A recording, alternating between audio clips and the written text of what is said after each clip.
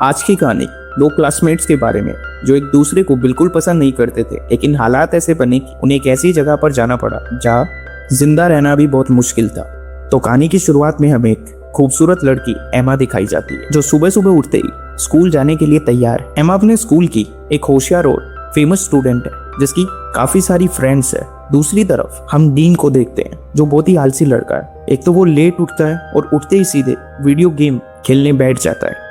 तभी उसके पिता आकर उसे टोकते हैं और स्कूल जाने को कहते हैं। उन्हें अपने बेटे की बहुत चिंता है। उधर स्कूल में एमा अपनी बेस्ट फ्रेंड ली से मिलती है। दोनों बातें कर ही रही होती है कि तभी एक स्टूडेंट स्टीवन आकर एमा को हाय कहता है। यह देखकर ली उसके मजे लेती है। उसी दिन क्लास में टीचर बताते हैं कि अगले दिन सुबह 7 बजे ट्रिप पर जाने के लिए बस निकलेगी। तभी एमा क्लास में लेट आती है और डीन भी पीछे से आकर उसे गलती से टकरा जाता है। वो उसे पापा की परी कहता है और फिर सीट पर जाकर बैठ जाता है। फिर टीचर ट्रिप की बाकी जानकारी देती है। फिर सीन शिफ्ट होता है और हमें ली को दिखाया जाता है जो अपनी फ्रेंड्स को बताती है कि सुबह एमा और स्टीवन के बीच चक्कर चल रहा है। फिर एमा वहां आती है, कहती है कि ये सब छोड़ो और ट्रिप पर फोकस करो। बातें करते समय एमा की नजर डीन पर पड़ती है जो एक चाकू से सेब काट रहा होता है। तभी एक मैम आकर डीन को डांटती है कि वो स्कूल में चाकू क्यों लाया है और उसे प्रिंसिपल के पास ले जाती है। अगली सुबह एमा ट्रिप के लिए तैयार होती है और अपने मम्मी पापा को शुक्रिया अदा करती है कि उन्होंने उसे जाने दिया। उधर डीन ट्रिप पर नहीं जाना चाहता, लेकिन उसके पापा उसे समझाते हैं कि उन्होंने कितनी मेहनत से उसे यह मौका दिलाया। तब जाकर डीन मानता है। फिर सब लोग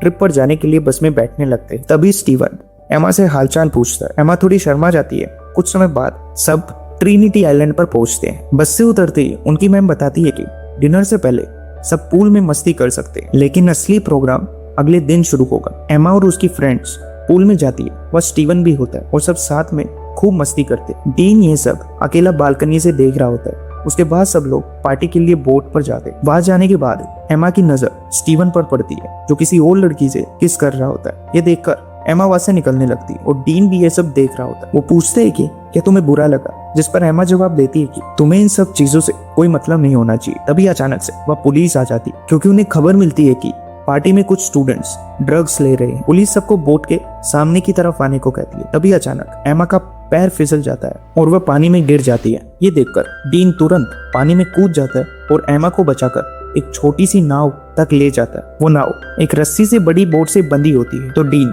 रस्सी को काट देता है। जब एमा पूछती है कि वो ये क्यों कर रहा है तो डीन कहता है कि मैं पुलिस के झंझट में नहीं पड़ना चाहता। जब पुलिस चली जाएगी तो हम वापस बड़ी बोट तक पहुंच जाएंगे। लेकिन थोड़ी देर में वह बड़ी बोट उनसे काफी दूर चली जाती है और तभी वह तूफान आने वाला होता है। डीन देखता है कि जिस नाव में वह है उसमें मोटर नहीं है। तभी एक बहुत बड़ी लहर उनके सामने आ जाती है और दोनों नाव को कसकर पकड़ लेते हैं। सुबह होने पर लहरों के साथ बहते हुए वे दोनों अरब सागर तक पहुंच जाते हैं। भीगने की वजह से डीन का फोन खराब हो चुका है तो वह एमा से उसका फोन मांगता है, लेकिन उसमें भी नेटवर्क नहीं होता। एमा कहती है कि हमें पार्टी वाली बोट का पीछा करना चाहिए था, जिस पर डीन कहता है कि चिंता मत करो, कोई ना कोई रास्ता हम ढूंढ लेंगे। इसी बीच एमा दूर एक आइलैंड को देखती है, जिसके बाद डीन नाव को उस तरफ मोड़ देता है। काफी मुश्किलों के बाद ये दोनों आइलैंड तक पहुंचते हैं। फिर डीन उस नाव में एक फ्लेयर गन ढूंढ लेता है और उसे अपने पास रख लेता है। फिर दोनों इस उम्मीद में आइलैंड के अंदर की तरफ बढ़ते हैं कि शायद कहीं मदद मिल जाए। उधर होटल में पिछली रात की पार्टी की वजह से टीचर पूरा ट्रिप कैंसिल कर देती है। फिर ली मैम को बताती है कि एमा अभी तक होटल नहीं लौटी है। वो बताती है कि उसने एमा को आखिरी बार पार्टी वाली बोट पर देखा था। टीचर के चेक करने के बाद उन्हें पता चलता है कि डीन और एमा दोनों ग्रुप से गायब है। इन सब चीज को देखते हुए टीचर पुलिस को कॉल करती है और पुलिस वहां आ जाती है। पुलिस कहती है कि ऐसे केस अक्सर होते हैं, लेकिन बाद में वो खुद ही वापस आ जाते हैं। पर प्रॉब्लम जब है अगर वो समुद्र में कहीं फंस गए तो उन्हें ढूंढना मुश्किल हो सकता है। इधर एमा और डीन आगे बढ़ते हैं और कुछ दूर चलने के बाद उन्हें जंगल के अंदर एक खूबसूरत झरना दिखता है। डीन को वह जगह बहुत पसंद आती है तो वह एमा से कहता है कि मेरी प्लीज एक फोटो ले लो, लेकिन एमा मना कर देती है। वह गुस्से में कहती है कि हम यहाँ फंसे हुए हैं और तुम्हें मस्ती सूझ रही है। इस ट्रिप में मुझे प्रोजेक्ट के अच्छे मार्क्स चाहिए थे, मुझे अच्छी यूनिवर्सिटी में पढ़ाई करनी है। अगर हम जल्दी से बाहर नहीं निकले तो सब कुछ बर्बाद हो जाएगा। इसके बाद वो दोनों आगे बढ़ते हैं और कई घंटे बाद आइलैंड के किनारे तक पहुंच जाते हैं, लेकिन अब तक उन्हें कोई मदद नहीं मिलती। ये देखकर वे वापस नाव की तरफ लौटने का फैसला करते हैं। जब वे वापस किनारे तक पहुंचते हैं तो देखते हैं कि नाव वहां नहीं है। समुद्र की लहरें नाव को वहां से ले गई। वहां बस एक लाइफ जैकेट पड़ी मिलती है। पूरा दिन चलने के बाद दोनों थक चुके थे और सूरज भी ढल चुका था। फिर वहां डीन आग जलाता है और दोनों तय करते हैं कि यही रात गुजारेंगे। डीन देखता है कि एमा ठंड से कांप रही है तो वह अपनी शर्ट उतारकर एमा को दे देता है। फिर दोनों बात करने लगते हैं कि शायद कल तक हमारे मम्मी पापा हमें ढूंढ लेंगे। सुबह होती है, डीन उठता है और देखता है कि एमा आसपास नहीं है। वह उसे ढूंढने जाता है और देखता है कि एमा समंदर के किनारे SOS लिख रही है। डीन पूछता है कि क्या कर रही हो एमा? वो कहती है कि अपनी जान बचाने की कोशिश। इसके बाद डीन तैरने चला जाता है और एमा उसे निहारने लगती है। एमा जब पीने के लिए पानी भर रही होती है तो उसे लगता है कि कोई आसपास जो उसे देख रहा है। वह डर जाती है और वहां से हट जाती है। इसके बाद दोनों मिलकर पत्तों से एक छोटी सी झोपड़ी बनाते हैं ताकि धूप से बच सके। फिर दोनों आइलैंड पर जो भी खाने लायक चीज मिलती है उसे ढूंढना शुरू करते हैं। फिर वह